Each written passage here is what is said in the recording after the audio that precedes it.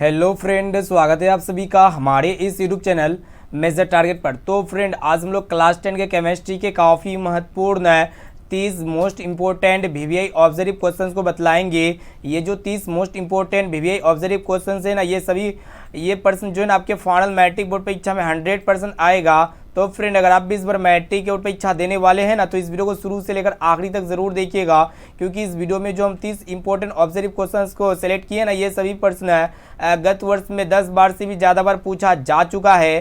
तो फ्रेंड, फटाफट से वीडियो को लाइक कर दीजिएगा। चैनल पर नए हैं ना तो प्लीज़ दोस्तों चैनल को सब्सक्राइब करके बेल आइकन को प्रेस करके ऑल पर जरूर सेलेक्ट कर लीजिएगा। और दोस्तों, जो भी विद्यार्थी हमारे व्हाट्सएप ग्रुप में नहीं जुड़े हैं, तो ये मेरा व्हाट्सएप नंबर है 6206076569। इस नंबर को आप सेव कीजिए, आप हेलो कीजिए, आपको जो ना व्हाट्सएप ग्रुप में जोड़ दिया जाएगा। और दोस्तों, वेबसाइट पे टेस्ट चल रहा है, तो जो भी विद्यार्थी आज का टेस्ट नहीं दिए तो जल्दी से वेबसाइट पे जाइएगा और टेस्ट को दे दीजिएगा। तो क्लास को पहले आप शुरू से लेकर आखिरी तक जरूर कीजिए। दोस्तों, जल्दी से फटाफट से वीडियो को लाइक कर दीजिए। तो चलिए शुरू करते हैं यहाँ पे आज के पहले नंबर प्रश्न से, जो कि मोस्ट इंपॉर्टेंट है। ये प्रश्न जो ना आपके फाइनल मैट्रिक बोर्ड परीक्षा में काफ़ी बार पूछा जा चुका है। तो फ्रेंड, प्रश्न ये कराए कि सल्फाइड अयस्कों का सांद्रण किया जाता है। तो यहाँ पे ऑप्शन ए में आपका दिया हाथ से चुनकर, या फिर निक्षालन द्वारा, या फिर फेन प्लावन विधि द्वारा, या फिर निस्तापन द्वारा। तो फ्रेंड, सल्फाइड अयस्कों का जो सांद्रण किया जाता है ना, फेन उत्प्लावन विधि के द्वारा किया जाता है। यानी कि यहाँ पे सी वाला ऑप्शन जो है ना बिल्कुल ही करेक्ट आंसर हो जाएगा। अब चलिए फ्रेंड, देखते हैं यहाँ पे नेक्स्ट क्वेश्चन। दूसरा नंबर प्रश्न को देखिएगा, जो कि बहुत ही महत्वपूर्ण है कि क्लोरीन का परमाणु संख्या कितना है।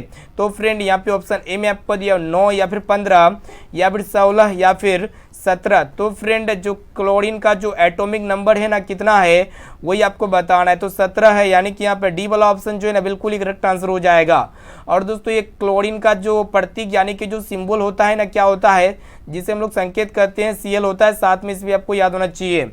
अब चलिए दोस्तों, देखते हैं यहाँ पे नेक्स्ट क्वेश्चन, जो कि बहुत ही महत्वपूर्ण है। ये भी प्रश्न जो है आपके गत वर्ष में 10 बार से भी ज़्यादा बार पूछा जा चुका है।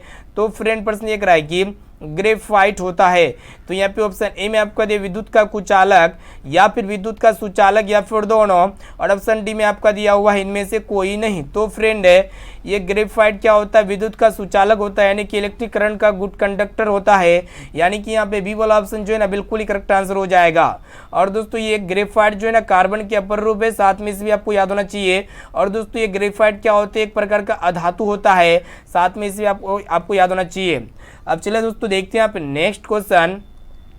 तो फ्रेंड, देखिए यहाँ पे चौथा नंबर प्रश्न क्या कराए कि आवर्त सारणी में कितने वर्ग है। तो यहाँ पे ऑप्शन ए में आपका दिया 5, या फिर 7, या फिर 16, या फिर 18। तो फ्रेंड, आवर्त सारणी में जो वर्ग है ना 18 वर्ग है, आपको पता होना चाहिए। और दोस्तों, ये आवर्त सारणी में कितने आवर्त होते हैं, तो 7 आवर्त होते हैं। और दोस्तों, ये आवर्त सारणी किसने खोजा था सबसे पहले, तो मोसले जी ने खोजा था। साथ में इसे भी आपको याद होना चाहिए।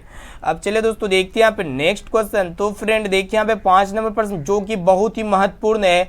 देखिएगा, प्रश्न ये कराए कि सर्वाधिक आघात वर्धीय धातु कौन सा है। तो यहाँ पे ऑप्शन ए में आपका सोना, या फिर चांदी, या फिर तांबा, या फिर लोहा। तो फ्रेंड, सबसे ज्यादा आघात वर्धीय धातु जो है ना कौन है, सोना है। इसे आपको याद होना चाहिए। जैसा कि आपको पता होना चाहिए दोस्तों, 1 ग्राम सोना से कितना किलोमीटर लंबा तार खींचा जा सकता है, तो 2 किलोमीटर लंबा तार खींचा जा सकता है। ठीक है, इसीलिए सर्वाधिक मतलब सोना जो होते हैं ना, ये क्या होते हैं, सर्वाधिक तन्य होते हैं, यानी कि सर्वाधिक आघात वर्धीय धातु होते हैं। अब चलिए दोस्तों, देखते हैं यहाँ पे नेक्स्ट क्वेश्चन। तो फ्रेंड, देखिए यहाँ पे 6 नंबर प्रश्न को देखिएगा, क्या कराए कि अयस्क में उपस्थित अशुद्धि को क्या कहा जाता है। बहुत ही महत्वपूर्ण है। तो यहाँ पे ऑप्शन ए में आपको गैंग, या फिर पत्थर, या फिर भर्जन। और ऑप्शन डी में आपका दिया सांद्रण। तो फ्रेंड, अयस्क में मौजूद अशुद्धियों को क्या कहते हैं, गैंग कहते हैं। ये सभी को याद होना चाहिए। यानी कि यहाँ पे ए वाला ऑप्शन जो है ना बिल्कुल ही करेक्ट आंसर हो जाएगा। अब चलिए फ्रेंड, देखते हैं यहाँ पे 7 नंबर प्रश्न को देखिएगा, जो कि बहुत ही महत्वपूर्ण है कि शुद्ध सोना कैसा होता है। तो यहाँ पे ऑप्शन ए में आपको कठोर, या फिर मुलायम, या फिर अति कठोर, या फिर इनमें से कोई नहीं। तो फ्रेंड, ये जो शुद्ध सोना होता है ना, ये क्या होते हैं, मुलायम होते हैं। ये जो शुद्ध सोना होता है ना, 24 कैरेट का होता है। ठीक है, और दोस्तों, इससे जो है ना आभूषण नहीं बनाया जाता है। ठीक है, और दोस्तों, जो आभूषण बनाने वाला जो सोना होता है ना 22 कैरेट का होता है, जो ये कठोर होता है। इसे जो है ना, इसमें क्या होता है कि इसमें तांबा या फिर जिंक का क्या कर देता है, इसमें मिश्र धातु मिला देता है। ये क्या होता है, ये कठोर हो जाता है, ठीक है। और जो शुद्ध सोना होता है इससे आभूषण नहीं बनाया जाता है क्योंकि ये मुलायम होता है। आभूषण बनाने वाला जो सोना होता है दोस्तों क्या होता है, कठोर होता है, इसे आपको याद होना चाहिए।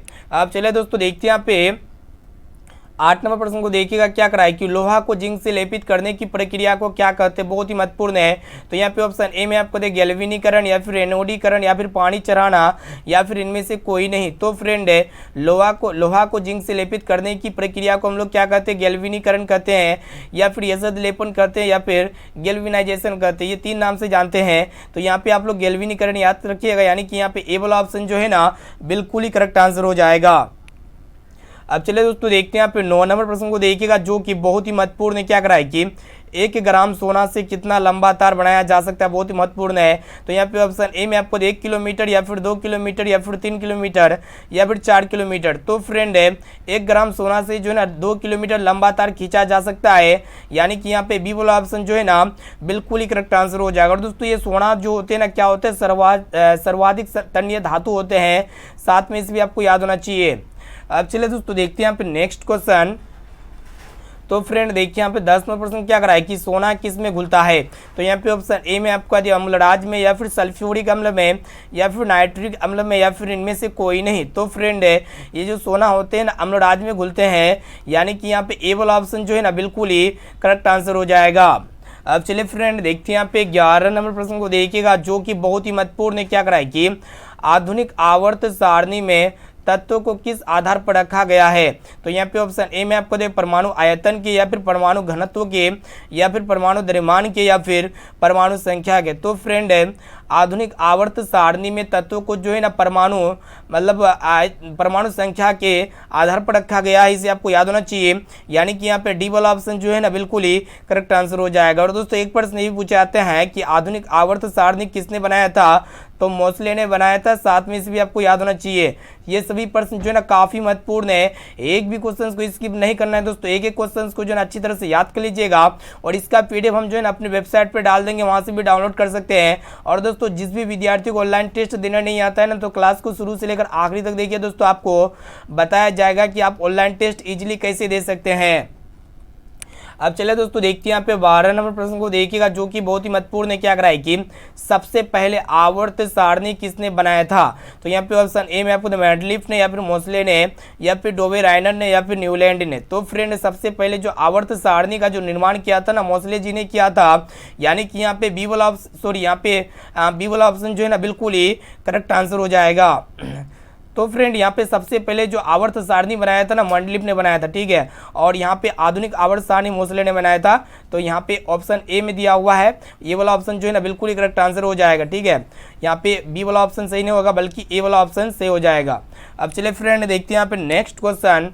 तो फ्रेंड देखिए यहाँ पे 13 नंबर प्रश्न को देखिएगा, क्या कराए कि हीलियम कैसा तत्व है। तो यहाँ पे ऑप्शन ए में आपको अभिक्रियाशील या फिर उदासीन या फिर निष्क्रिय या फिर इनमें से कोई नहीं। तो फ्रेंड ये हीलियम जैसा कि आपको पता है कि ये बहुत ही हल्का गैस होता है, यह एक तरह का निष्क्रिय गैस है, यानी कि यहाँ पे सी वाला ऑप्शन जो है ना बिल्कुल ही करेक्ट आंसर हो जाएगा। अब चलिए फ्रेंड देखते हैं यहाँ पे 14 नंबर प्रश्न को देखिएगा, क्या कराए कि कार्बन और हाइड्रोजन के संयोग से क्या बनता है। तो फ्रेंड कार्बन और हाइड्रोजन दोनों आपस में मिलकर के जो है ना क्या बनता है, ऑप्शन ए में आपका दिया आयनिक यौगिक या फिर हाइड्रोकार्बन या फिर हैलोजन या फिर अम्लराज। तो फ्रेंड कार्बन और हाइड्रोजन दोनों संयोग करके जो है ना हाइड्रोकार्बन बनता है। ये भी प्रश्न जो है ना आपके गत वर्ष में 10 बार से भी ज़्यादा बार पूछा जा चुका है। एक एक क्वेश्चन को अच्छी तरह से याद कर लीजिएगा, एक भी क्वेश्चन को स्किप नहीं करना है दोस्तों। एक एक क्वेश्चन जो है ना आपके फाइनल मैट्रिक बोर्ड परीक्षा 2023 के लिए बहुत ही महत्वपूर्ण है। अब चलिए फ्रेंड देखते हैं यहाँ पे नेक्स्ट क्वेश्चन। तो फ्रेंड देखिए यहाँ पे 15 नंबर प्रश्न क्या करा है कि प्राकृतिक रबड़ किसका बहुलक है। तो यहाँ पे ऑप्शन ए में आपको आइसोपीरिन का या फिर एसिटिलीन का या फिर कार्बन का या फिर इनमें से कोई नहीं। तो फ्रेंड जो रबर होते हैं ना ये आइसोपीरिन का क्या होते हैं, पॉलीमर होते हैं, यानी कि बहुलक होते हैं, यानी कि यहाँ पे ए वाला ऑप्शन जो है ना बिल्कुल ही करेक्ट आंसर हो जाएगा। अब चलिए फ्रेंड देखते हैं यहाँ पे नेक्स्ट क्वेश्चन, जो कि बहुत ही महत्वपूर्ण है। क्या करा है कि निम्न में से कौन सा पदार्थ बिना ज्वाला के जलता है। तो यहाँ पे ऑप्शन ए में आपको तो मोमबत्ती या फिर केरोसिन तेल या फिर कोयला या फिर मीथेन। तो फ्रेंड बिना ज्वाला के कौन सा पदार्थ जलता है? कोयला जलता है। और दोस्तों ये कोयला जो होते हैं ना अनवीकरणीय ऊर्जा स्रोत होते हैं, क्योंकि कोयला का भंडारण सीमित है, फिक्स्ड है। आने वाले समय में जो है ना ये कोयला समाप्त हो जाएगी, इसलिए यहाँ पे जो है ना कौन बिना ज्वाला के जलता है? तो फ्रेंड ये कोयला जो होते हैं ना बिना ज्वाला के जलता है, इसे आपको याद होना चाहिए। अब चलिए दोस्तों देखते हैं यहाँ पे नेक्स्ट क्वेश्चन जो कि बहुत ही महत्वपूर्ण है। तो फ्रेंड प्रश्न क्या कराए कि सीएनजी का मुख्य अवयव निम्न में से कौन सा है? तो यहाँ पे ऑप्शन ए में आपको तो मीथेन या फिर इथेन, और ऑप्शन सी में आपको तो प्रोपेन या फिर इनमें से कोई नहीं। तो फ्रेंड यहाँ पे सीएनजी का जो मुख्य अवयव होगा ना क्या होगा? मीथेन होगा, यानी कि यहाँ पे ए वाला ऑप्शन जो है ना बिल्कुल ही करेक्ट आंसर हो जाएगा। और दोस्तों एक प्रश्न ये पूछे आते हैं कि सीएनजी का फुल फॉर्म क्या होता है? तो सीएनजी का फुल फॉर्म आप लोग नोट कर लीजिएगा दोस्तों। सी से होता है कंप्रेस्ड, एन से होता है नेचुरल और जी से होता है गैस, यानी कि जिसे हम लोग क्या कहते हैं कंप्रेस्ड नेचुरल गैस कहते हैं, संपीड़ित प्राकृतिक गैस के नाम से जानते हैं। अब चलिए दोस्तों देखते हैं यहाँ पे नेक्स्ट क्वेश्चन जो कि बहुत ही महत्वपूर्ण है। क्या कराए कि एलपीजी एक गंधहीन गैस है, इसमें गंध के लिए क्या मिलाया जाता है? बहुत ही महत्वपूर्ण है, ठीक है। यानी कि एलपीजी गैस का जब रिसाव होता है रसोई घर में तो इसमें कौन सा गैस महकता है वही आपको बताना है। तो यहाँ पे ऑप्शन ए में आपको मीथेन या फिर इथेन या फिर प्रोपेन या फिर इथिल मार्केप्टेन। तो फ्रेंड एलपीजी एक गंधहीन गैस होता है, इसमें गंध के लिए जो है ना एथिल मार्केप्टेन नामक के केमिकल मिलाया जाता है, जिससे हमें पता चलता है कि कहीं पे गैस का रिसाव हो रहा है, ठीक है। तो यहाँ पे इसे ऑप्शन डी यहाँ पे बिल्कुल ही करेक्ट आंसर हो जाएगा। अब चलिए दोस्तों देखते हैं यहाँ पे नेक्स्ट क्वेश्चन जो कि बहुत ही महत्वपूर्ण है। तो फ्रेंड प्रश्न ये कराए कि जिनके प्राथमिक कक्षा में 5, 6 या 7 इलेक्ट्रॉन हो तो उसे क्या कहते हैं? बहुत ही महत्वपूर्ण है और बहुत ही सिंपल प्रश्न है। आपके गत वर्ष में ये प्रश्न जो है ना 10 बार से भी ज़्यादा बार पूछा जा चुका है। तो यहाँ पे ऑप्शंस को देख लेते हैं, धातु या फिर अधातु, और ऑप्शन सी उपधातु या फिर इनमें से कोई नहीं। तो फ्रेंड जिनके प्राथमिक कक्षा में 5, 6 या 7 इलेक्ट्रॉन होते हैं ना तो उसे हम लोग क्या कहते हैं?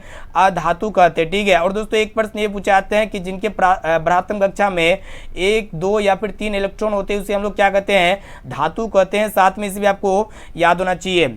अब चलिए दोस्तों देखते हैं यहाँ पे नेक्स्ट क्वेश्चन जो कि बहुत ही महत्वपूर्ण है। क्या कराए कि जिससे विद्युत धारा प्रभावित होता है उसे क्या कहते हैं? बहुत ही सिंपल प्रश्न है।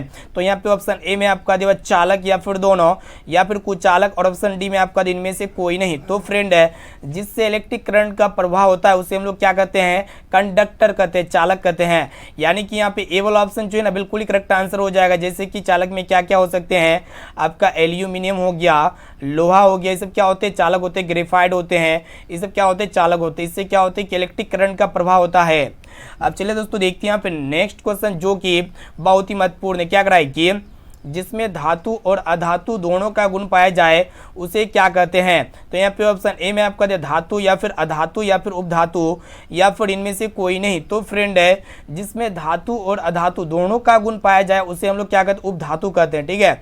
यानी कि यहाँ पे सी वाला ऑप्शन जो है ना बिल्कुल ही करेक्ट आंसर हो जाएगा। तो फ्रेंड आज के इस वीडियो में हम लोग क्लास 10 के केमिस्ट्री के काफ़ी महत्वपूर्ण है 30 मोस्ट इंपोर्टेंट है वस्तुनिष्ठ टाइप प्रश्न को बता रहे हैं जो आपके फाइनल मैट्रिक बोर्ड परीक्षा 2023 के फाइनल मैट्रिक बोर्ड परीक्षा में इस वीडियो से काफी सारे प्रश्न आएगा। इसलिए एक एक क्वेश्चंस को अच्छी तरह से याद कर लेना है, एक भी क्वेश्चंस को स्किप नहीं करना है। और दोस्तों अभी तक आप वीडियो को लाइक नहीं किया ना तो प्लीज दोस्तों जल्दी से फटाफट से वीडियो को लाइक कर दीजिएगा। साथ में अगर आप अभी तक चैनल को सब्सक्राइब नहीं किए ना तो प्लीज दोस्तों चैनल को सब्सक्राइब करके बेल आइकन को प्रेस करके जो है ना ऑल पर जरूर सेलेक्ट कर लीजिएगा, तब ताकि जब भी यहाँ पे कोई लाइव क्लास हो ना तो आपको हमेशा नोटिफिकेशन मिलता रहेगा।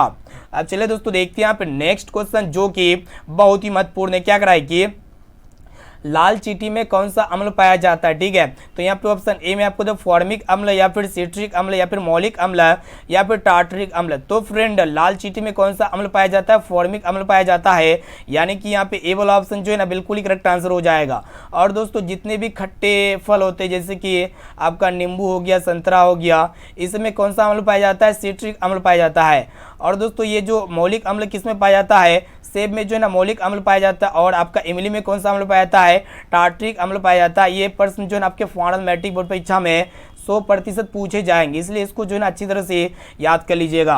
अब चलिए दोस्तों देखते हैं यहाँ पे नेक्स्ट क्वेश्चन जो कि बहुत ही महत्वपूर्ण है। क्या कराए कि हमारे शरीर में पीएच का मान कितना होता है? बहुत ही महत्वपूर्ण है। तो फ्रेंड हमारे शरीर में जो पीएच का जो रेंज होता है ना कितना होता है? तो यहाँ पे ऑप्शन ए में आपका जो 7 से 7.8 के बीच कार्य करता है हमारे शरीर में पीएच का मान रेंज, ठीक है। और दोस्तों प्रश्न ये पूछे आते हैं कि पीएच में पी का मान, पी का मतलब क्या होता है, तो पी का मतलब होता है पोटेंज, ठीक है। और एच का मतलब क्या होता है, हाइड्रोजन होता है। इसे आपको याद होना चाहिए, बहुत ही महत्वपूर्ण प्रश्न है। एक एक क्वेश्चन को जो है अच्छी तरह से याद कर लीजिएगा। अब चलिए फ्रेंड देखते हैं यहाँ पे नेक्स्ट क्वेश्चन, जो कि बहुत ही महत्वपूर्ण है। क्या कराए कि सिल्वर क्लोराइड का रंग कैसा होता है, तो यहाँ पे ऑप्शन ए में आपका सफेद या फिर पीला या फिर हरा या फिर नीला। तो फ्रेंड सिल्वर क्लोराइड यानी कि AgCl का जो कलर होता है ना, क्या होता है, श्वेत कलर होता है, यानी कि व्हाइट कलर का होता है। यानी कि यहाँ पे ए वाला ऑप्शन जो है ना बिल्कुल ही करेक्ट आंसर हो जाएगा। अब चलिए फ्रेंड देखते हैं यहाँ पे नेक्स्ट क्वेश्चन, जो कि बहुत ही महत्वपूर्ण है। यहाँ पे आपको बताना है कि CaOCl2 का प्रचलित नाम क्या होता है, यानी कि फेमस नाम बताना है यहाँ पे आपको के CaOCl2। तो फ्रेंड CaOCl2 को हम लोग क्या कहते हैं, कैल्शियम ऑक्सीक्लोराइड कहते हैं। और इसका जो फेमस नाम होता है ना, क्या होता है, विरंजक चूर्ण होता है, ठीक है। यानी कि यहाँ पे बी वाला ऑप्शन जो है ना बिल्कुल ही करेक्ट आंसर हो जाएगा। अब चलिए फ्रेंड देखते हैं यहाँ पे नेक्स्ट क्वेश्चन, जो कि बहुत ही महत्वपूर्ण है। क्या करा है कि बेंजीन का अणुसूत्र क्या होता है, ठीक है। ये भी प्रश्न जो है ना गत वर्ष में बहुत बार पूछा जा चुका है, और इस बार के फाइनल मैट्रिक बोर्ड परीक्षा में भी प्रश्न पूछा जाएगा। तो यहाँ पे बेंजीन का जो अणुसूत्र होता है ना, क्या होता है, C6H6 होता है, ठीक है। यानी कि यहाँ पे कार्बन का एटॉमिक नंबर कितना होता है, 6 होता है। और यहाँ पे हाइड्रोजन का कितना होता है, 6 होता है। तो यहाँ पे आप लोग याद रखिएगा बेंजीन का जो अणुसूत्र कितना होता है, C6H6 होता है। यानी कि यहाँ पे सी वाला ऑप्शन जो है ना बिल्कुल ही करेक्ट आंसर हो जाएगा। अब चलिए फ्रेंड देखते हैं यहाँ पे नेक्स्ट क्वेश्चन, जो कि बहुत ही महत्वपूर्ण है। क्या करा है कि जल की अस्थायी कठोरता को हटाने के लिए किसका उपयोग किया जाता है, बहुत ही महत्वपूर्ण है। तो यहाँ पे ऑप्शन ए में आपको बेकिंग सोडा का या फिर धोने का सोडा का या फिर विरंजक चूर्ण का या फिर इनमें से कोई नहीं। तो फ्रेंड है जल की अस्थायी कठोरता को हटाने के लिए जो है ना किसका उपयोग किया जाता है, तो धोने के सोडा का उपयोग किया जाता है। यानी कि यहाँ पे हमारा बी वाला ऑप्शन जो है ना बिल्कुल ही करेक्ट आंसर हो जाएगा। और दोस्तों ये मतलब धोने का जो सोडा का जो रासायनिक नाम होता है ना, क्या होता है, सोडियम कार्बोनेट होता है, ठीक है। एग्जाम में पूछे जाते हैं कि धोने के सोडा का रासायनिक नाम क्या होता है, सोडियम कार्बोनेट होता है। इसे आपको याद होना चाहिए। अब चलिए फ्रेंड देखते हैं यहाँ पे 28 नंबर प्रश्न को देखिएगा। क्या करा है कि न्यूट्रॉन पर कौन सा आवेश रहता है, तो यहाँ पे ऑप्शन ए में आपका धन आवेश या फिर ऋण आवेश या फिर दोनों, और ऑप्शन डी में आपका दिया आवेशहीन। तो फ्रेंड न्यूट्रॉन पर जो ना कोई भी आवेश नहीं होता, यानी कि यह आवेशहीन होता है, ठीक है। मतलब कहने का अर्थ है चार्ज लेस होता है। ऑप्शन नंबर डी जो है ना बिल्कुल ही करेक्ट आंसर हो जाएगा। और दोस्तों जो मतलब न्यूट्रॉन होते हैं ना, ये तो न्यूट्रॉन में कोई आवेश नहीं होता है, ये आवेश ही नहीं होता है। जो प्रोटॉन होते हैं, एक एग्जाम में प्रश्न ये पूछा जाता है कि प्रोटॉन में कौन सा आवेश होता है, और आपका यहाँ पे न्यूट्रॉन में तो आवेश ही नहीं, इसमें कोई आवेश नहीं पाया जाता है। और दोस्तों एक प्रश्न ये पूछा जाता है कि इलेक्ट्रॉन पर कौन सा आवेश होता है, इलेक्ट्रॉन और प्रोटॉन पर कौन सा आवेश होता है। तो इसको याद रखिएगा, इलेक्ट्रॉन पर जो आवेश होता है ना, इसमें नेगेटिव चार्ज होता है, ठीक है। और इसमें क्या होता है, पॉजिटिव चार्ज होता है, यानी कि ये धन आवेश होता है, और आपका क्या होता है, ऋण आवेश होता है। अब चलिए दोस्तों देखते हैं यहाँ पे नेक्स्ट क्वेश्चन। तो फ्रेंड यहाँ पे देखिएगा 29 नंबर प्रश्न भी बहुत ही महत्वपूर्ण है। क्या कराए कि अम्ल का पीएच मान कितना होता है, ठीक है। तो फ्रेंड जैसे कि आपको पता होना चाहिए, जो अम्ल होते हैं ना, इसका स्वाद कैसा होता है, खट्टा होता है। और इसका जो पीएच वैल्यू होता है ना, क्या होता है, 7 से कम होता है, ठीक है। जो कि यहाँ पे बी वाला ऑप्शन में दिया हुआ है। यानी कि यहाँ पे बी वाला ऑप्शन जो है ना बिल्कुल ही करेक्ट आंसर हो जाएगा। और दोस्तों जिस भी विलेन की पीएच का मान 7 से ज़्यादा होता है ना, तो वो विलेन क्या होता है, क्षारीय प्रकृति का होता है, ठीक है। और जिस भी विलेन की पीएच का मान 7 के बराबर होता है, तो वो विलेन क्या होता है, उदासीन होता है। जैसे कि शुद्ध जल हो गया, ये क्या होते हैं, उदासीन होते हैं। इसे आपको याद होना चाहिए। तो फ्रेंड यहाँ पे जो है ना और एक क्वेश्चन को देख लेते हैं, जो लास्ट क्वेश्चन है, जो कि बहुत ही महत्वपूर्ण है। यहाँ पे क्वेश्चन ये है कि निम्न में से कौन अधातु है। तो यहाँ पे ऑप्शन ए में आपको कार्बन या फिर सोडियम या फिर एल्यूमिनियम या फिर कैल्शियम। तो फ्रेंड यहाँ पे जो अधातु होगा ना, कार्बन हो जाएगा। यानी कि यहाँ पे ए वाला ऑप्शन जो है ना बिल्कुल ही करेक्ट आंसर हो जाएगा। और दोस्तों एक प्रश्न ये पूछे आते हैं कि कार्बन के कौन कौन अपर रूप है। तो कार्बन के 3 अपर रूप होते हैं, क्या क्या होते हैं, हीरा होते हैं, आपका ग्रेफाइट होते हैं, हीरा ग्रेफाइट, और एक होते हैं आपका फ्लोरीन होते हैं, ठीक है। तो ये 3 कार्बन के क्या होते हैं, अपर रूप होते हैं। तो यहाँ पे कौन अधातु है, कार्बन एक प्रकार का क्या है, अधातु है। इसे आपको याद होना चाहिए। तो फ्रेंड इस वीडियो में हम लोग जो है फाइनली काफ़ी महत्वपूर्ण है केमिस्ट्री के 30 पूरे केमिस्ट्री का यहाँ पे निचोड़ प्रश्न को बता चुके हैं जो आपके फाइनल मैट्रिक बोर्ड परीक्षा में 100% लड़ेगा। अगर आप चाहते हैं कि केमिस्ट्री में भी प्रश्न ना छूटे तो इस वीडियो में जो भी क्वेश्चंस को बताया ना एक एक क्वेश्चंस को अच्छी तरह से याद कर लीजिएगा और आप लोग कोशिश कीजिए कि एक एक क्वेश्चंस का आंसर जो है ना कमेंट बॉक्स में कमेंट कीजिए। और इनके साथ साथ दोस्तों ये क्वेश्चंस आपके लिए SW क्वेश्चन है यानी कि होमवर्क क्वेश्चन है, तो इसका राइट आंसर क्या लगता है जल्दी से आप कमेंट बॉक्स में बताइए कि अम्लीय विलयन का pH मान कितना होता है। तो यहाँ पे देखिएगा 6 या फिर 8 या फिर 11 या फिर 7, इसका राइट आंसर जो भी लगता है ना जल्दी से जाइए फटाफट से कमेंट कीजिए। और एक रिक्वेस्ट है कि अभी तक वीडियो को लाइक नहीं किया ना तो प्लीज़ दोस्तों जल्दी से फटाफट से वीडियो को लाइक कर दीजिएगा और चैनल पर नए है ना तो प्लीज़ दोस्तों चैनल को सब्सक्राइब करके बेल आइकन को प्रेस करके ऑल पर जरूर सेलेक्ट कर लीजिएगा। और दोस्तों इस वीडियो को अपने सोशल मीडिया प्लेटफॉर्म में जरूर शेयर कीजिए, जितनी भी आपका स्टडी व्हाट्सएप ग्रुप है या फिर अपने दोस्त यार है भाई बहन है चारों तरफ इस वीडियो को जरूर शेयर कीजिए ताकि वो भी जो है ना बोर्ड परीक्षा में 480 प्लस मार्क्स से पास आउट हो सके। और दोस्तों हम लेके चलते हैं कि इसका PDF जो है ना आप लोग फ्री में कहाँ से डाउनलोड कर सकते हैं। ठीक है, तो सिंपली आपको गूगल में जाना है, उस पर सर्च करना है majortargets.com। तो चलिए दोस्तों फटाफट से जब तक वीडियो को लाइक कीजिए हम लेके चलते हैं अपने वेबसाइट पे।